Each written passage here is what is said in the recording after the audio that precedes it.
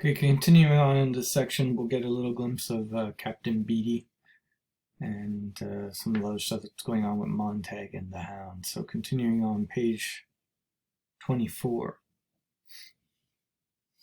Montag? It doesn't like me, said Montag. What, the Hound? Captain studied his cards. Come off it. It doesn't like or dislike, it just functions. It's like a lesson in ballistics. It has a trajectory, we decide for it. It follows through. It targets itself, hones itself, and cuts off. It's only copper wire, storage batteries, and electricity.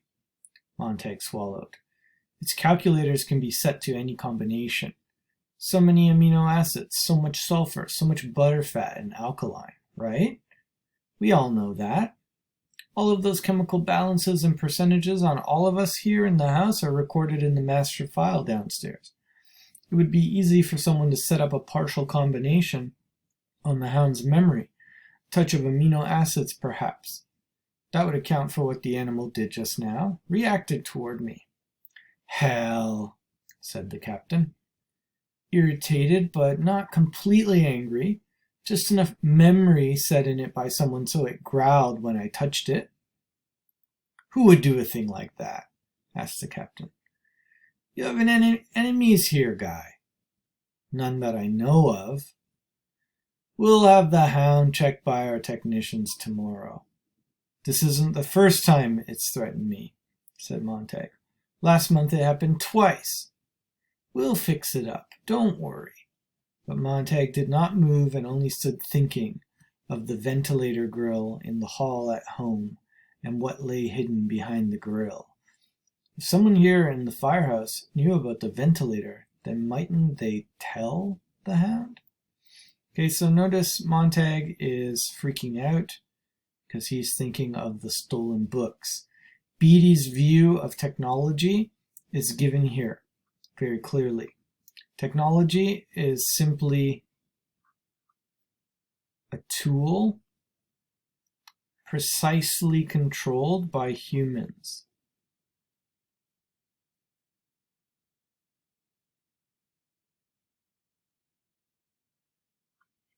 But in this case, who's controlling it? Well, the firemen are kind of like a military force. Plus police mixed in one. And so technology is that totalitarian governments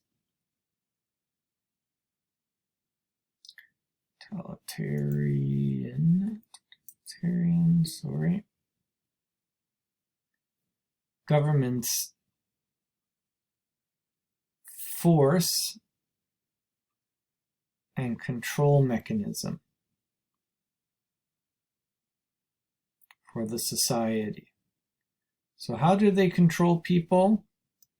Well, sometimes they do it through this kind of brutal militaristic force, or sometimes they do it through like the Hound, for example. Okay, in this case, the Hound is a symbol of that brutal power of the government using technology, or the media, entertainment. Now we're going to get more on media and entertainment and like how did the society get like this in the first place? Was it from a crazy, powerful government just coming in and controlling everyone? Well, actually, Beatty is going to have this background historical knowledge, and he's going to say, like, no, people actually naturally started to change because of mass media. They were the ones who didn't want books, not the government forcing. The government just took advantage of the situation. So, of course, Montag's worried about it, but it seems like there's some kind of record of people's chemical profiles, and the Hound smells something different, something like that. The captain came over to the drop hole and gave Montag a questioning glance. I was just figuring, said Montag. What does the hound think about down there nights? Is it coming alive on us, really? It makes me cold. It doesn't think anything we don't want it to think. That's sad, said Montag quietly, because all we put into it is hunting and finding and killing. What a shame if that's all it can ever know. Beatty snorted gently. Hell! It's a fine bit of craftsmanship, a good rifle that can fetch its own target and guarantees the bullseye every time. That's why, said Montag, I wouldn't want to be its next victim. Why? You got a guilty conscience or about something? Montag glanced up swiftly. Beatty stood there looking at him steadily with his eyes, while his mouth opened and began to laugh very softly. Okay, so notice Montag is saying some kind of strange stuff here. To the firemen, right, as Beatty says here, this is a cold, practical view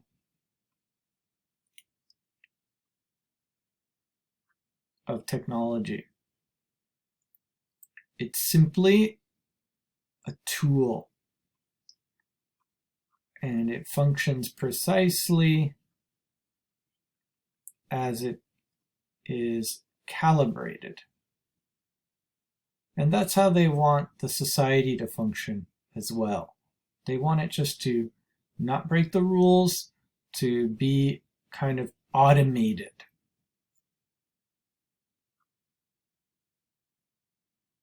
If you program things well enough, including human brains, then they do what you want and they do it precisely, and they don't think, they don't deviate. The hound can only do one thing, what it's told to do. But Montag is starting to think differently. He's starting to think symbolically and figuratively. Actually, because of Clarice, he's starting to think in a way imaginatively and poetically. So Montag, his brain is starting to work differently than others in the society. He's starting to recover some of his humanity in the sense of thinking differently about things. But notice that Beatty here, he suspects Montag. He seems to know something is going on with him that's weird. All right, the next section is a little bit about Clarice again and another encounter with her, but we're not going to focus in on that. I'm just going to skip forward a bit.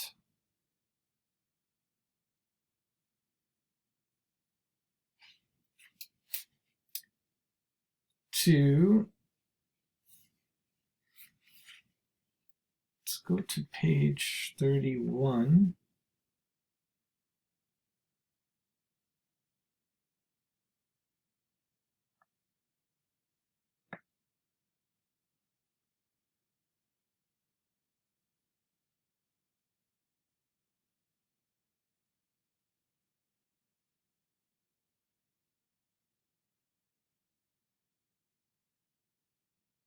Okay, they're back at the firehouse and they're waiting for a call, and they're just playing cards there. And we're going to get some more background on Beatty here in a moment and the history of the world that they're in. All right, he could feel the firehouse full of glitter and shine and silence, of brass colors, the colors of coins, of gold, of silver. The unseen men across the table were sighing on their cards, waiting. 1:45, the voice clock mourned out the cold hour of a cold morning of a still colder year. What's wrong, Montag? Montag opened his eyes. A radio hummed somewhere. War may be declared any hour. The country stands ready to defend its... Notice in the background here, very kind of quietly, is war and possible atomic war, which we'll see more of later. Why would there be a war going on? What would be the cause of such a war? Well, that means that they have enemies, or they have resistance. Meaning, not everyone maybe accepted the new society. Okay? So there can be dissenters, those who do not agree with the book-burning society. Okay? But notice that war is kind of just gently in the background. It's not very clearly focused on. It's going to come out later. The firehouse trembled as a great flight of jet planes whistled a single note across the black morning sky. Montag blinked. Beatty was looking at him as if he were a museum statue. At any moment, Beatty might rise and walk about him, touching, exploring his guilt and self-consciousness.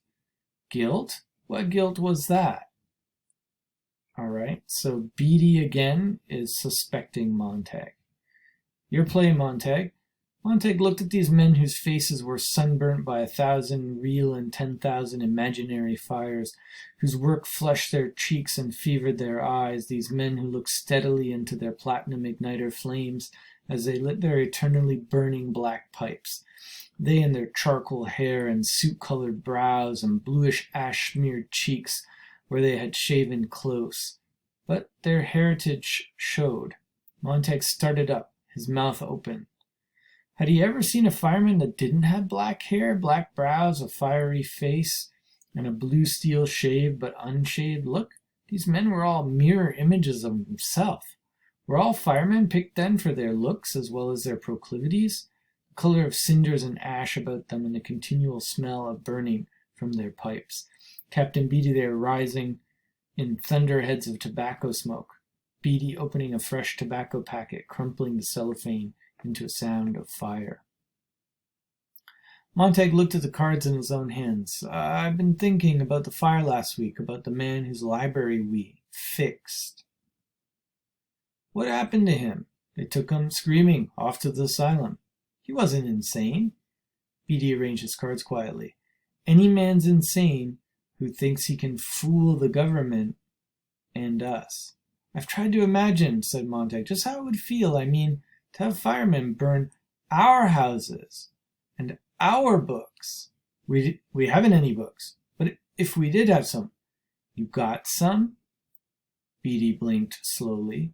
No. Montag gazed beyond them to the wall with the typed lists of 1,000,000 forbidden books. Notice how many books are forbidden.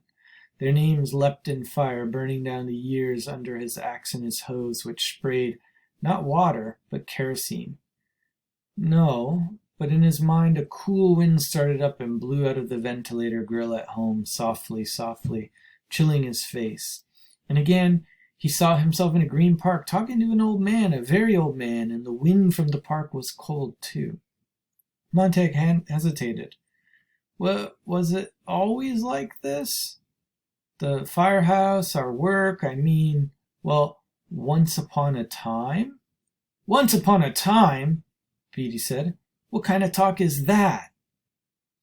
All right, a couple things to note quickly here before my time runs out. Double meaning on fixed, and it's inverted again. So fixed actually means destroy. Okay, so notice the language reversal. That's a common propaganda technique, is to take over a language and change its meaning, and to actually reverse the meaning so people can't think. Like in the book 1984, they have something called double speak.